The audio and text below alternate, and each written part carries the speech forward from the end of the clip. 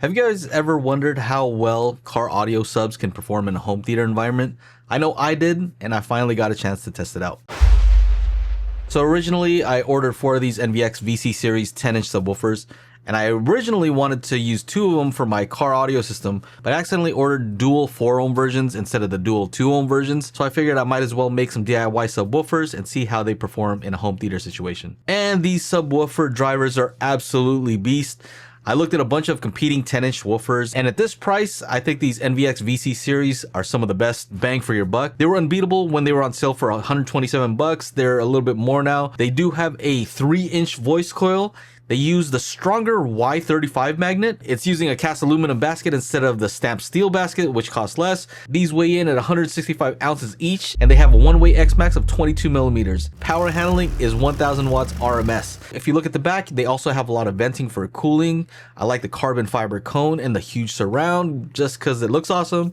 I usually prefer foam over rubber surrounds, and the new ones don't degrade like the old foam ones used to. The spider is also bolted down instead of glued in, and the tinsel leads are sewn in so they don't make noise at high excursion. If you're trying to use this for a larger home theater situation, you may want to opt for something larger like their 12 or 15-inch versions, which aren't much more expensive. You'll notice that I also modified these by putting the Magic Beans logo on here. These are NVX drivers. It's just something I felt like doing. If you guys are interested in seeing a short about how I did that, maybe I'll do that in the future. So you can get more bass extension and efficiency from using these in a ported box, but I needed something that would work in a small sealed enclosure. So with the driver installed, these only need 0.55 cubic feet.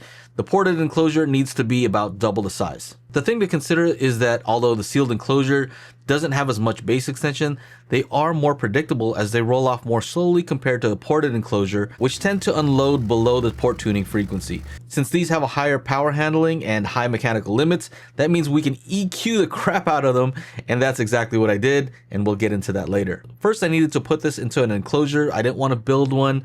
I chose this Q-Bomb one I found on Amazon because it was approximately the right internal volume. It was also cheap at $62 at the time. I opted to get some silicone sealant because this driver creates some tremendous pressure inside the enclosure, and the last thing you want is to hear whistling from an air leak. The bedliner sprayed exteriors seem a bit more suitable for home compared to the carpeted ones.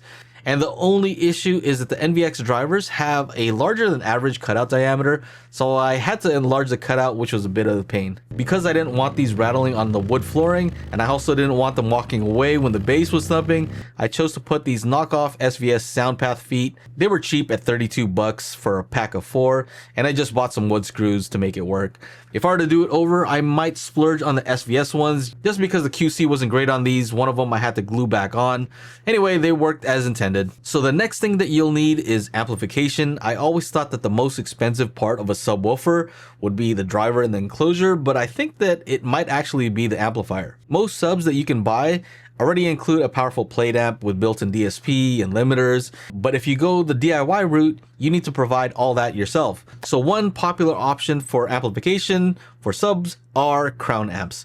I found an extremely good deal on Facebook Marketplace for a DriveCore 2 XLS 1002, rated at 550 watts times 2 at 2 ohms, and I'm running dual 4-ohm woofers in parallel, which gets them down to that 2-ohm limit. So this one amp will be able to drive both subs. Now I know 550 watts is well below the max RMS power handling, but I couldn't pass up on the deal that I got for this XLS 1002. Retail is about 439 bucks on it, but I got it for 150 bucks. And it was practically brand new. Realistically, the XLS 2002 model would be a better match as far as power. These are Class D amps and they run very cool. I don't think I've ever heard the fans turn on. And they have legit power and options to set the crossovers in the amps themselves, so that's kind of helpful. They also have a built-in limiter that detects when something is clipping, and I think that that is awesome. It has lights on the front, which if you're in a dark, dedicated theater, you may not like that, so you can turn those off. I tend to keep them on because I like to see the little lights going up and down when the bass is hitting. With these, you also have an easy volume control for each channel. Now, without any EQ, these start to roll off around 30 hertz, which isn't great for home theater. I wanted 20 hertz. I always vouch for 20 hertz for sub. And for this, I need to use a mini DSP 2x4 HD. I chose to use a low shelf filter to boost low end response. I modeled this prior and I determined that I could do this without reaching the X max while still reaching reference levels in my room. The other great thing about the mini DSP is you can use all pass filters to phase align the subs. That's what I did. In my room, that made a huge difference as they tended to cancel each other out at certain frequencies due to my room acoustics. After doing this, I used Magic Beans to find the target curve, and I was able to import those PEQs into each channel for each sub. And the result is awesome bass extension. I can get bass down to 15 Hertz and even down to 10 Hertz with room gain. It literally shakes everything in the house, and my wife said, "Why does it sound like the house is breaking?" I love it. So I did mention that I use Magic Beans. We are having a sale right now for 4th of July. Use the code here to get $100 off. Also, I use a spatial audio calibration toolkit to verify that I was able to hit these low notes. We are also having a sale on the spatial toolkit, and you can get the deal here. Go to spatialcd.com before the sale's over. So overall, is it a cost-effective thing to do something like this versus just going out and buying a subwoofer from SVS, Monolith, RSL? Some of these companies, they make great subs. I wouldn't say that this is good if you're trying to save money, unless you get a crazy good deal on an amplifier like I did, things like that. But as far as satisfaction, it is pretty cool to say that you built your own subs, and every time you watch a movie, you know that you built that setup. So fun-wise, I would highly recommend it.